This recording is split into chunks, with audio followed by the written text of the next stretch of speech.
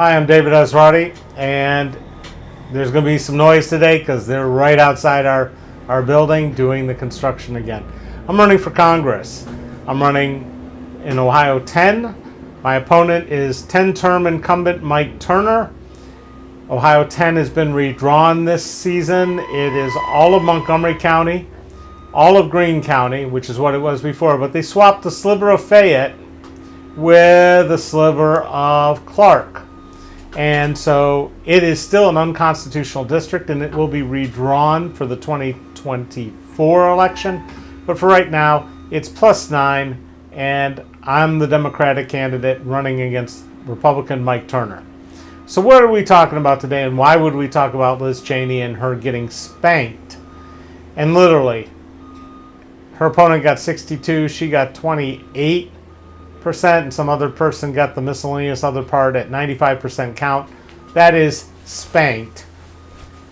We're talking about that. And why is it important to us, to you, here in Ohio? Well, you see, Liz Cheney used to be one of the top Republicans in the House. And in fact, was looking at leadership positions, moving all the way to the top at one point. And she just got rejected by the voters of Wyoming. Now remember, Wyoming's one of those states that has 2 senators, but only 1 person in the House. She got spanked and sent home in the primary to a woman who is endorsed by Donald J. Trump and is basically a lunatic. Now, you'd think, well, that's good. The Democratic Party could, mount some opposition. No, there is no opposition in Wyoming, where it's about population, the whole state's the population about the size of my district. Isn't that crazy? So, Liz Cheney has some business to take care of between now and when her term is up at the end of the year, and that business could change the direction of our country. Because at some point, we have to come to grips with what happened on January 6th, what happened the entire 4 years of the Trump presidency, and she has no holds barred now and doesn't care anymore other than making her mark and possibly being the 2024 candidate for president for the Republican Party. Do I think that's a good idea? If you asked me to vote for Liz Cheney ever before, I would say no way in hell. But at this point, she has shown the kind of strength, the kind of integrity, the kind of respect for our government that gives her the right to deserve serious consideration. Little secret, I actually sent her $5. I don't send Republicans money very often, but I wanted to say, hey Liz, I appreciate what you're doing on the January 6th Commission. Because what happened on January 6th can never happen again. It's gotten to the point where there are some Republicans who are saying they won't even say the Pledge of Allegiance anymore. Why not? The part about indivisible. They are actually believing that it would be a better United States if we just split the red states and the blue states. How un-American can you get? I'm just flabbergasted. So, we have coming up at least a few more hearings in the January 6th Commission where she will be right there at the top asking the questions, and she doesn't have to worry about getting reelected at all. What she's going to be doing is now purely focused on 2024 and of getting right what has been wrong. There is only 2 people left who voted to impeach Trump, and one was Murkowski. Lisa Murkowski? Yeah, Lisa Murkowski of Alaska, who made it through her primary. Doesn't mean she'll make it through the general. And I forget who the other Republican is who still around. People like Anthony Gonzalez said, I'm not running again because he couldn't handle the threats to his family, to his life. He was in it for the right reasons. He did the right thing. And he says, no, I'm not going to do this again. There are some things that are more important than dealing with the crazies who are currently talking about defunding the FBI, attacking FBI headquarters in Cincinnati, attacking the Capitol, etc.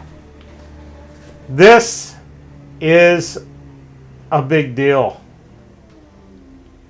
Because what really needs to happen, and I hope that Liz makes the effort to actually say, I've had enough. What needs to happen is we need to go back and start taking a look at all of the things Trump did and whether they were legitimate or not, and the Republican Party for that matter. For instance, we can't appoint a Supreme Court justice this close to the election. So let's just flip-flop a few things, put Merrick Garland in instead, as he should have been, and take Amy Coney Barrett out. What happens to the Supreme Court then? Totally changes things. Because basically the Republicans, including my opponent Mike Turner, stopped caring about the Constitution, stopped caring about this country. All they cared about was making their president happy. Because David Villado and Dan Newhouse. There are two left. Those are the only two Republicans, Dan Newhouse and David Villado. I hear Dan Newhouse and David Villado. Villado. I don't know either one of them, although Newhouse is maybe connected to the Newhouses that used to own the Cleveland Plain Dealer, if I remember right, but I'm not sure. So, by the way, this is interactive. You can put comments up. I will try to answer. I'd love to hear your opinions on this. But it's my opinion that the voters in Wyoming are indicative of a bigger problem in this country. Because here's a woman who did exactly what she was supposed to do. And now she's not going to be in office anymore. They picked the wrong candidate. Now, the Democrats don't have a chance in Wyoming. The state's so red, it's unreal. I don't even think all the women in Wyoming would care about the loss of abortion enough to make that change. But it's only one state. So, what has to happen for the rest of us? Well, we have to figure out a way for people like Tim Ryan to win so that Rob Portman's vote goes away and the Senate stops being gridlocked and held hostage by Kristen Sinema and Joe Manchin. We get 2 more Democrats, maybe 3, maybe 4, even 5, and things start changing quite a bit. The crazy thing is lately Biden's been on a run. Now, according to Mike Turner, Biden's been doing all the wrong things. But that's because his defense contractor buddies aren't seemingly happy enough with what is being slid their way. And a lot of money is going to weapon systems going to Ukraine. So I don't know what his big beef is and why he's being singled out to go on the offensive from the House Intelligence Committee. And I'm really sorry about the construction noise. It's even annoying to me. We've been dealing with this for 2 days here, and I hope you can hear me. So, there is a few other things that have changed in the grand scheme of things with these, with the whole investigation in Mar-a-Lago. We're not hearing any more excuses out of Donald Trump saying things like, oh, I declassified all those things. And we're not hearing any. We know that the FBI went through the proper process and the DOJ went through the proper process. But Turner's still griping about it. He hasn't quite figured out that there is a legal process for doing this. Just because you're president doesn't mean you're above the law. And the real question is, let's talk about Mike Turner being on the House Intelligence Committee. He apparently doesn't understand what is supposed to be viewed in a skiff and what's not, and what's appropriate coming out. I started watching a movie last night on Amazon Prime called The Report with Adam Driver, and hey, it's even got Dexter in it, and Maya Rudolph. No. Mara, I can't remember her name. She, actress I like, but anyways. Rooney? What is it? Mara Rooney? Rooney? Yeah. That might be it. Mara Rooney. Anyway, movie about the Senate investigating the enhanced interrogation techniques that have been going on since the 2001 attacks. Now, John McCain was left out of the loop on this because he was adamant that torture has no business in intelligence gathering, that it doesn't work, that it's against the Geneva Convention and everything else.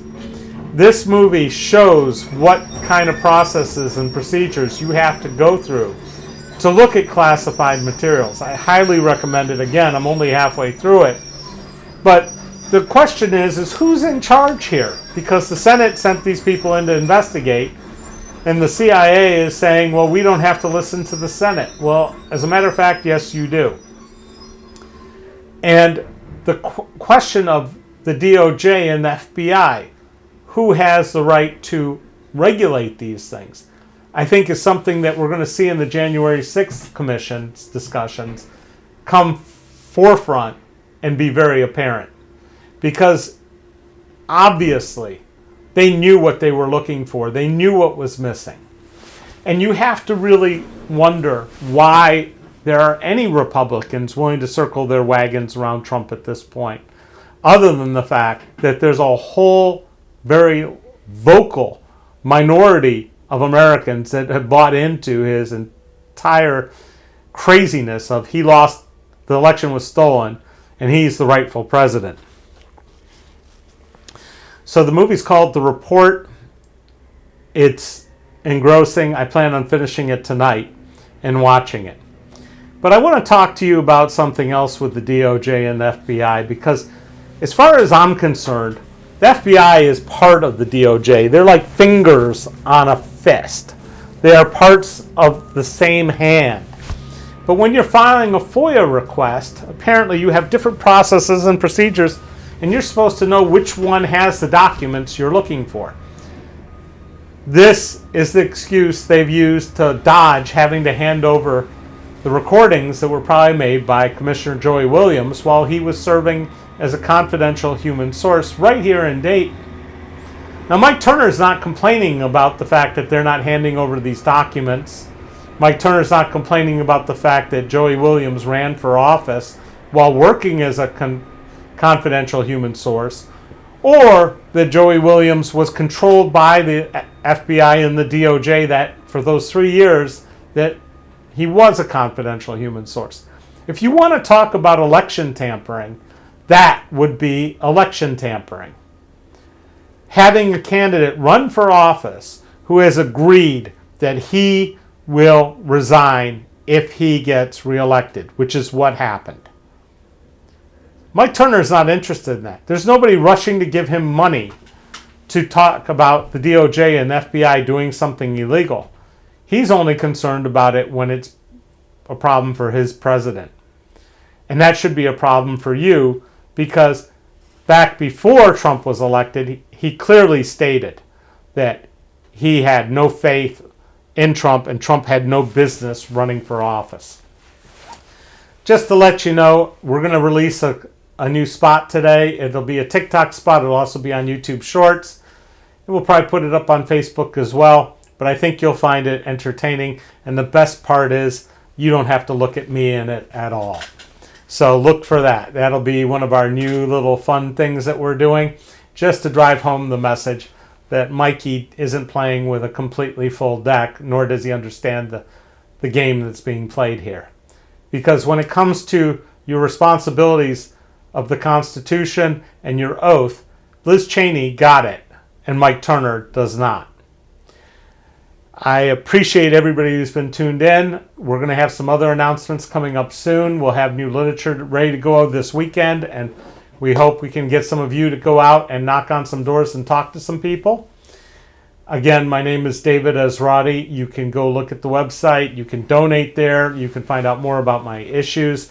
If you hit the little Truth to Power button up in the header, that will take you to some of the stories that I've published and exposed corruption in Dayton, Ohio over the years. I've been doing this a long time.